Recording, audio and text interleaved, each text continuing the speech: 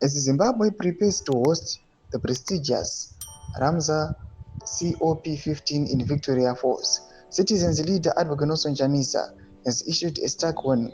The country cannot continue destroying its wetlands while pretending to be a global leader in conservation. Sanavena mashoko otawana chamisa panguva ino achipa a blast aiwa kuZANU-PF achiti, "You are letting wetlands vanish while lying to the world." Not go subscribe or like out on the bell icon. Tipinda mnamuda information. In a statement released Tuesday, Chamisa called on authorities to stop the hypocrisy and prioritize environmental stewardship over grid-fueled development. In quotes, "Our wetlands, our heritage," Chamisa wrote. This Wednesday, the 23rd of July 2025, Zimbabwe is opening its doors to the world, hosting the Ramza COP15 in Victoria Falls and shining a global spotlight on our rich environmental heritage. But beneath the polished speeches and photo ops lies a national crisis. Zimbabwe's wetlands, critical for water purification, flood control, and biodiversity, have been under a relentless assault, often with the blessing or blind eye of state institutions. Yet the current state of wetlands across Zimbabwe shows we have urgent work to do, Chamisa said, pointing to uncontrolled urban expansion, illegal sand mining, and political connected land barons who have turned green spaces into concrete deserts.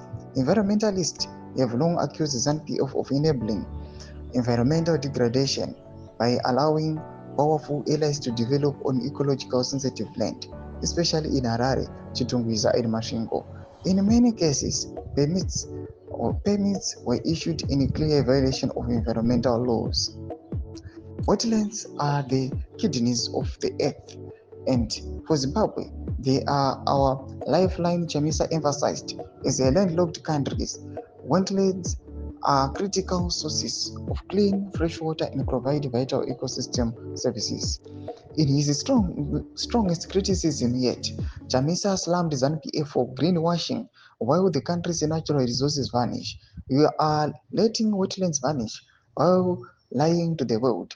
This regime wants to host environmental conferences while it auctions off our environment behind closed doors is shameful." A Harare-based conservationalist speaking on condition of anonymity said, "It's like inviting the world to an anti-smoking summit while chain smoking in the back room." ZANU-PF allowed wetland destruction to become normalized. They've turned a natural treasure into a commodity. Ndo mashoko anouya panguva ino atikona chamisa aiwa ari kuachifaya the ruling party ZANU-PF achioneka kutoti aiwa these guys we can label them as hypocrites. In the comment section medu dzamafunguro enyu muri kudii pamusoro pechiitiko ichi. So subscribe or like achotanga bell icon.